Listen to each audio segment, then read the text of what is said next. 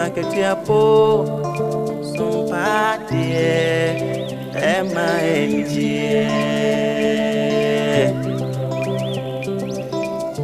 Dichim wafidi ene to SOMPA FM and TV Nebema wenijie Ene aketiapa Nebema wenijio Sabra bwe mo dajini Dinachiro suna udie unya Bema wenijie Aketiapa nso kamu Ema aketiapa Papa wafidi ene to SOMPA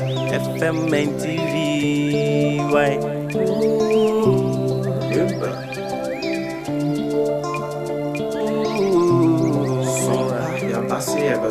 Yasin SOMPA mani jeni akati apana unu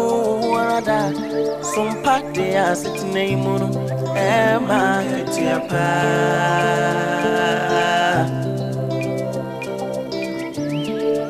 ye no mai munsam akudie munsam nyina ne kasebo bijisam ni ejasu sem nyina SOMPA de abama SOMPA FM Ema Ketiapa SOMPA TV MNG SOMPA TV MNG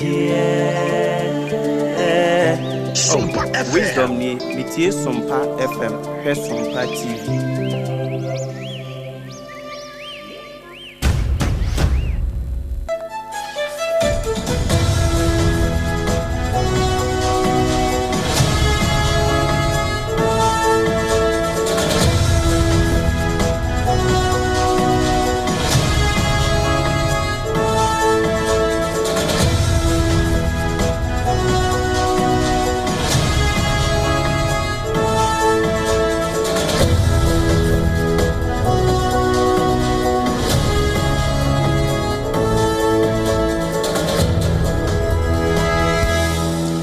Bon nonsia nana KJC Company Limited anopa nonsia kase bobre ena asono na kase boy free SOMPA 106.5 FM Accra no esan so na me headquarters ewo Kumase eye SOMPA 93.1 FM ena Kumase wan so ya yiko 100.9 Paris France Adam Fopa Radio SOMPA 101.1 FM watakwa takwa de SOMPA 103.3 Tachiman SOMPA 106.1 so nyane SOMPA 98.9 Enkranza SOMPA 90.7 and Doma SOMPA 101.3 Mankasim Aya Kingdom 106.1 FM Accra and Naya Mankasim Horona Ubenyano and a decoder so Aya SOMPA FM your Facebook page near SOMPA 106.5 FM Accra na Fenso YouTube near SOMPA FM Live your website your www.sompaonline.com Nana KJC Company Limited and upon Nunsia Kasia Bobre and Ason Watoma Densi Wuniama Papa and Nebuanta from Endpoint Homeopathy Clinic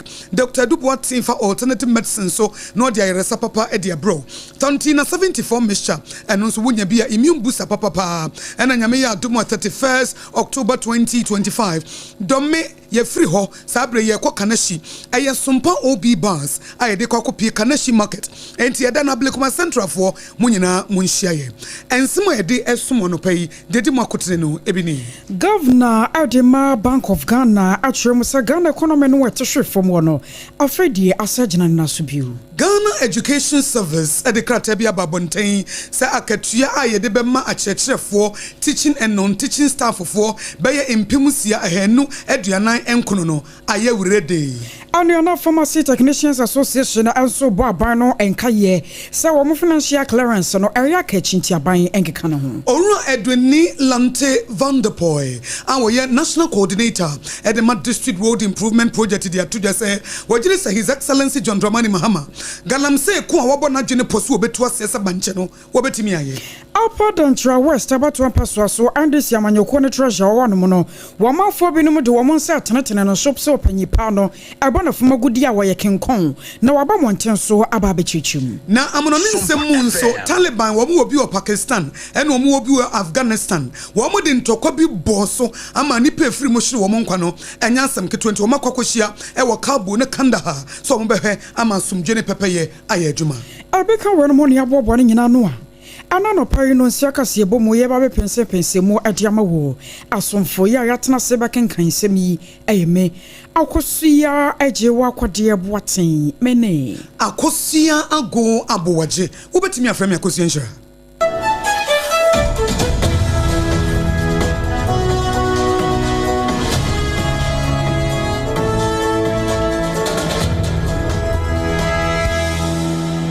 Afei ansam ninchemu ankasa enie Governor Adema Bank of Ghana Dr. Johnson Esiama ana wabo amane yi wasen kakra Ghana yesidi ane yesika samua eto fom timu ana chese wamanfo pinu a eboro no afei de obetumi akad nensase ne bo na wachire mu se enya ne ntupapa ya egina so yi pa na wari IMF and World Bank Governor Talk series bi ana ekoso Washington DC ana opanyipa ko chire mu etro se wo hwemu amra bi atwamo ya won makora mpo baba tena konya so no na Ghana fo nyina de wadanse so man no ne sika sam na atoto ape ebiem wo hwemu ana inflation so kwasoro ye papa nam so ama adwadie enya de no manfo tumeto nneoma ewo monten so na ne kurakura mu okura no baba kire se enei dollar na eno so apagya ne mu na kwasoro no nyame encha de eyade so sidi no atimi ahwe ne kakra sidi no asase ya esode we nyina de adanse sa ban betena konya so no ne nhwehwe pa na ne tuo papa ya odigu akwamu no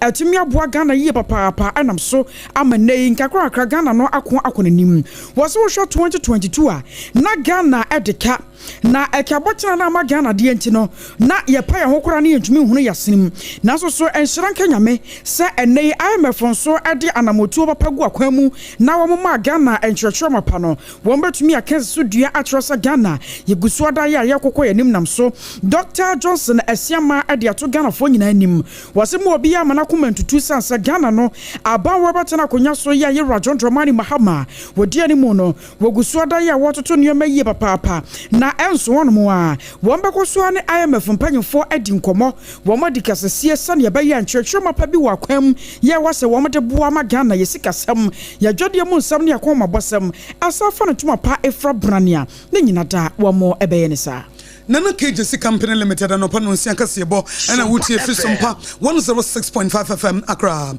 Now, yet one some so Ghana Education Service at the Atujasia watch at Chefwa, Yafa Woma Jumanu, Yebikra Jumache, and yes, someone non teaching staff, Omodie, Woman Shadi, and so Chechi Newman Muno, and Womo, Womia in Pimsia, and no Ediana and Kono, 6,249 teaching and non teaching staff. Now, some radio cabinet a beer quem, Ama Abriwa Pumaquemu, Mwadaho, I bet you market. Dia momo akatua ye tua momo ne betua akwakosi November ending anasa bosumi duba kono awieye wose akyerɛkyerɛfo bi ho a eye newly recruited teachers no wo ma kyerɛ de bosumi mako du wo munya kapre enya dama education minister Honorable Haruna Idusu e de atoja se ministry no enya cabinet approval anti ebeba so yie na sani pabaya 6,249 no wo mun setimi akoma katua na sansami deputy director general e de Ghana Education Service one of the sansami at all SOMPA kasiebo enim efa sansam no ho Ghana Education Service wishes to inform the general public following the approval from cabinet on the extension of financial clearance granted in 2024. The Honorable Minister, through the hard work of our sector minister Honorable Haruna Idusu and his team, they will be given the green light and be directed to immediately complete the process of mechanization and payment of all recruited staff who are yet to be paid. And this payment will be done by end of November 2025. Na ensemble edi achire we ye deputy director general de ma Ghana Education Service ma Miss Ma Gavo Gizi one of this ansem ye two just nipa be 6,249 and we acheche for ne wo mu nso wo mu nkyira de na nso acheche nwuma mu no wo no eye non teaching staff no wo mu nsa be ka makatua ababesi November 2025 awokwa ma Ghana pomden nwumako ahoto ni mu a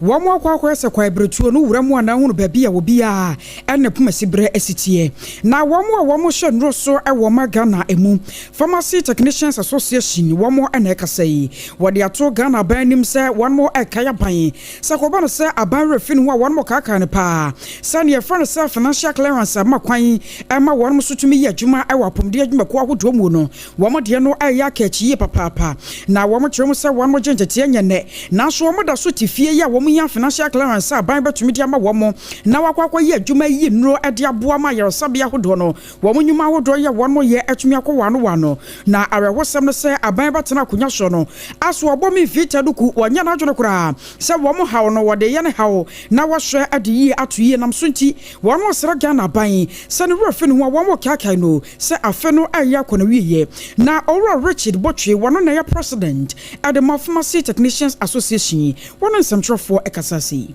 The persistent delay in government financial clearance for newly graduated technicians is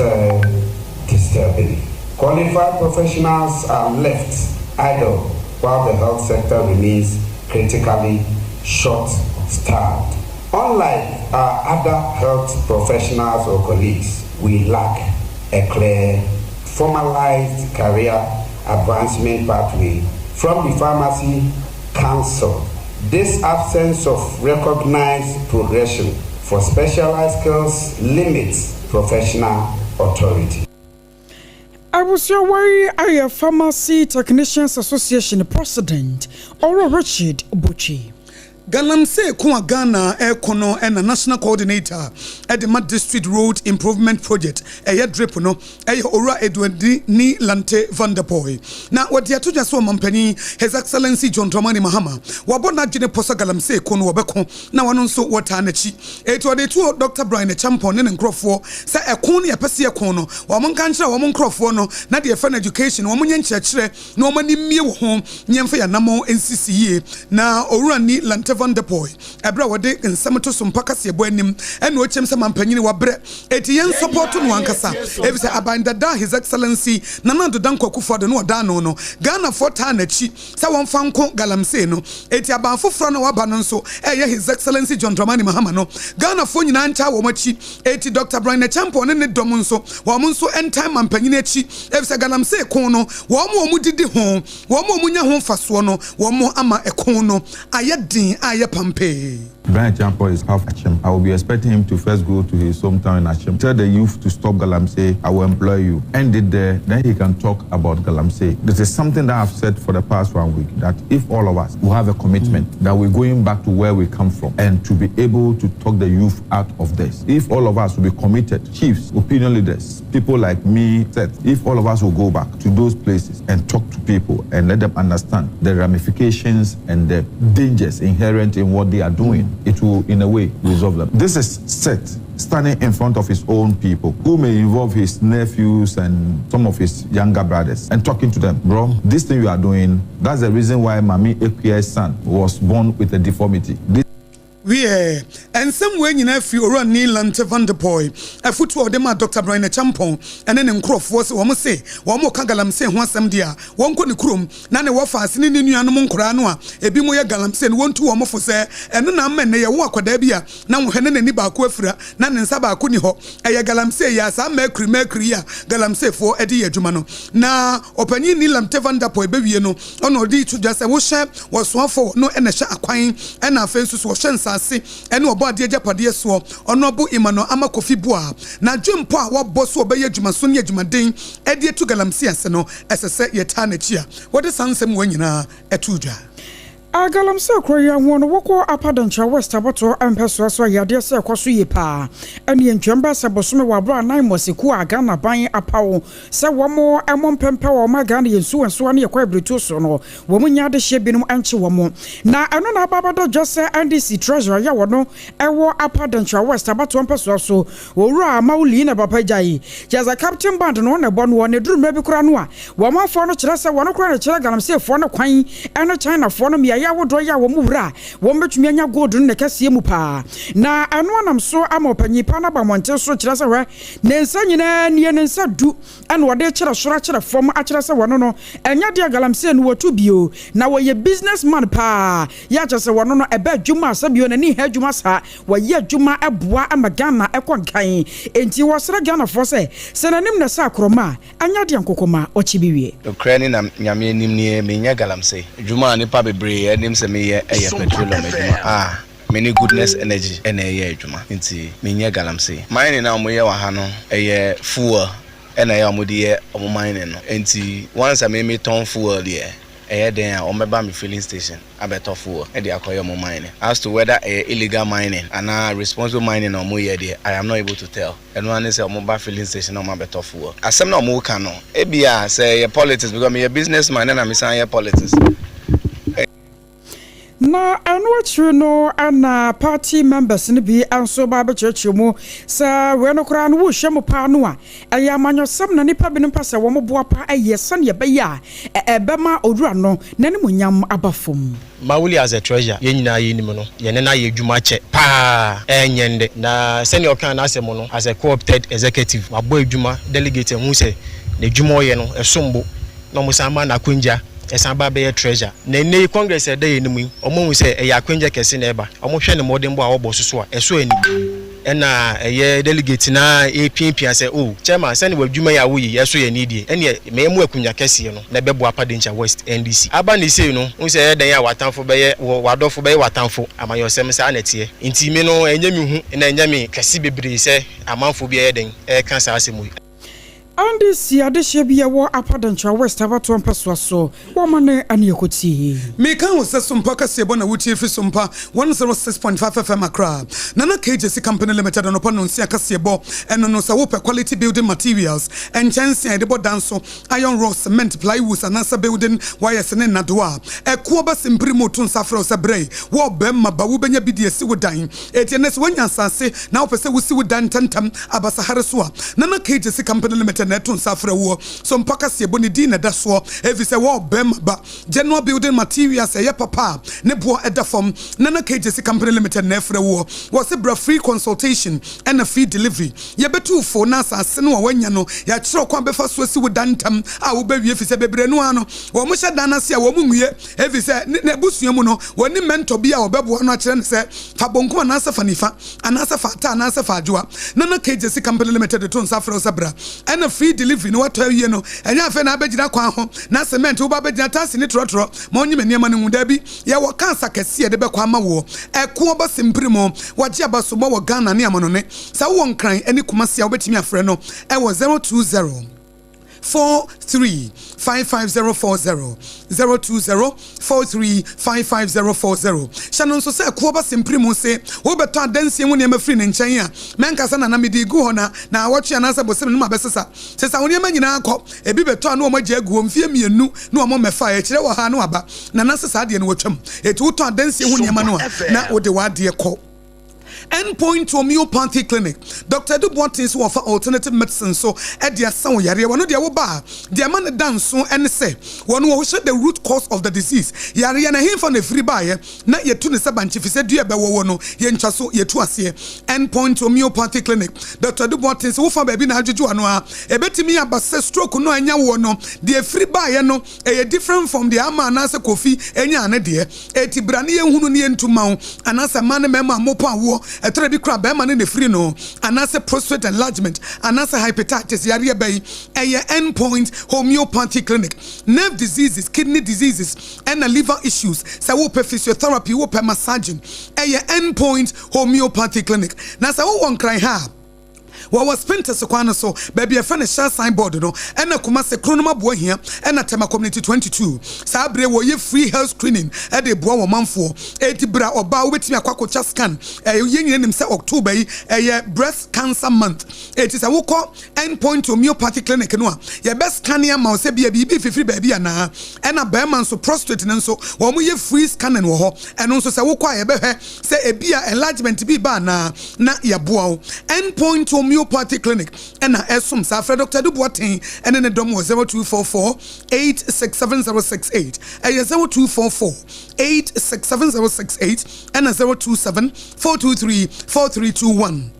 027-423-4321 Endpoint Homeopathy Clinic Dr. Duboatin at Swania sorry na mi busa se baby wunno sisi no se 74 mission ni hwa entina wunno dɔɔso no it is opposite wunno ye mienu pɛ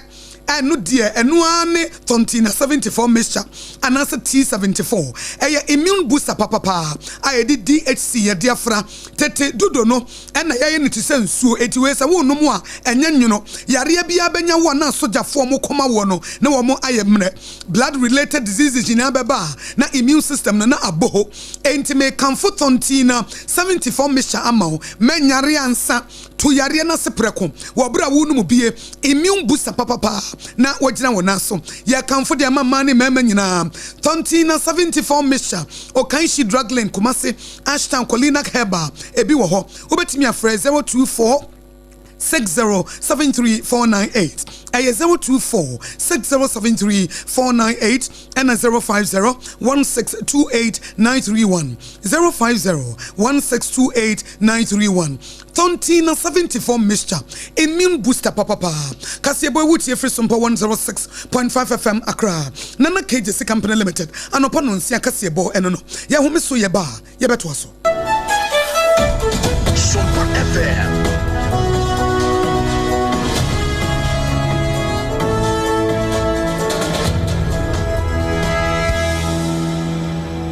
Point Homeopathy Clinic Ghana had the obi enim sesa ye prostate na baby omutibi ye screening ema hu ni ye etu asia na Endpoint Homeopathy Clinic anase kidney liver problem wo fa baby na adjo na de friend premature ejaculation no a be ma bi a wo ne wodofo akwakwahia asa wo di ne ho agro asa wo tonte ene bra Endpoint Homeopathy Clinic na ye moa e ma ne mema mo pa wo Endpoint Homeopathy Clinic wo mo da mufua yare bia infections bi ne wo ho anase bia wo hwa wo fa baby na adjo kidney problem prostate de Endpoint Homeopathy Clinic kuma se obehu Endpoint Homeopathy Clinic e wo kronoma bohia e na Accra hanso so de wo mo ginamu ankasa e wo Spinters baby friend share signboard no hudru na obusa sa wo pe Endpoint Homeopathy Clinic obia e be kire for Endpoint e wo 0244 867068 and 027423431 Endpoint Homeopathy Clinic wo mo da mu fu Ewra me pa cho bra na me hwa de wo bag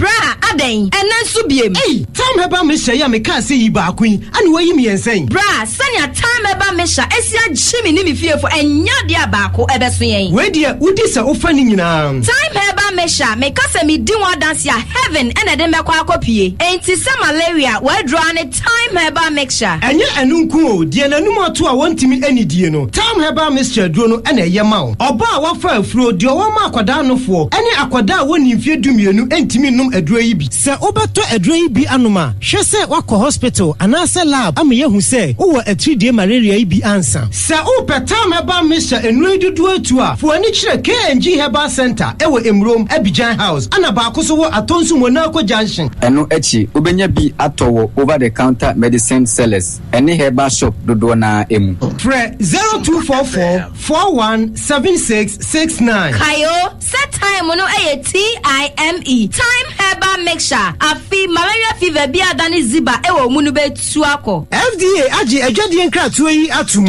tontonte yenum nsane e fa adwen ne e fa adwen mpa say na nim se bre bi beba ama tonti na 74 opa ye ne simple T74 abeye aduru tonti na 74 ana T74 asa twe ya dwene asina nanom dodo so se de na dodo bua ma nanom enyare basabasa no saa na tonti na 74 ana T74 ebu anipadua no ema immune support enti obi onum bie no abre bia ne ho den tonti na 74 yi nso yaye no se nsuo krokro wa kama enti ba bia wonam bia obetimi de wade akọ samene wa anka fi na kroi eda no nko na wie ye wa bra mennom T74 samennom tonti na 74 menya hoodin mennom ne da bia T74 yi eye hahama ene ye de aye na DHC ena aframa na ye kama sa no T74 ahoodin ni apomuden ko a wo kofa pharmacy ana baby to no bia ubenya tontina 74 ibiato T74 yi enye ma oba wafa afuro ana obi a oma nufo ana se obi a onya mfie dumienu eto phone 05016289931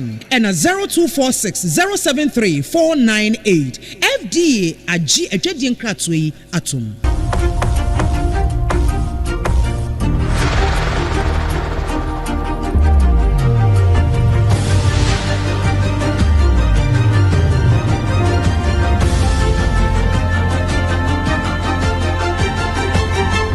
SOMPA TV Emma Aketiapa.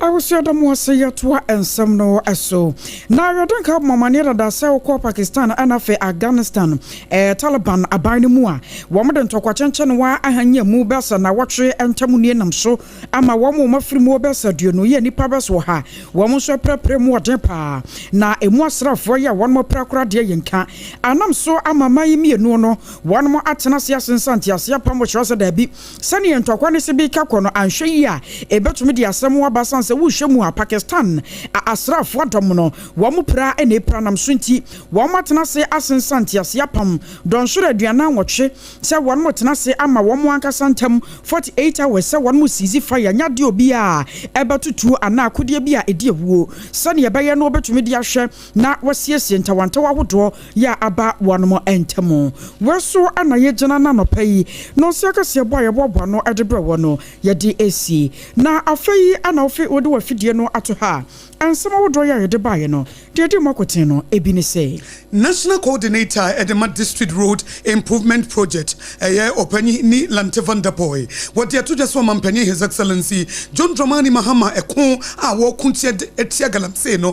kun papa etigana fo nyina ntanechi na sani so de hunu no emrem sanso na Dr. Johnson the siama ya wono ya governor Adema Bank of Ghana so akasa was Ghana economy no afredie asagina na so Ghana Education Service abo amania sa chefo a wo machina de busumi du a wo munya akatua ene non-teaching staff no beye 6,249 ya ba betue wo munyina aka November busumi yemu Pharmacy Technicians Association adia to aban no anim wase wo munya financial clearance o sane baya won so betumi akoye adwuma bi yene de kasebo isumo no pay eyeme akosua ago abowaje wo betumi aframi akosua nshira mene me doba akosua eje wo kodie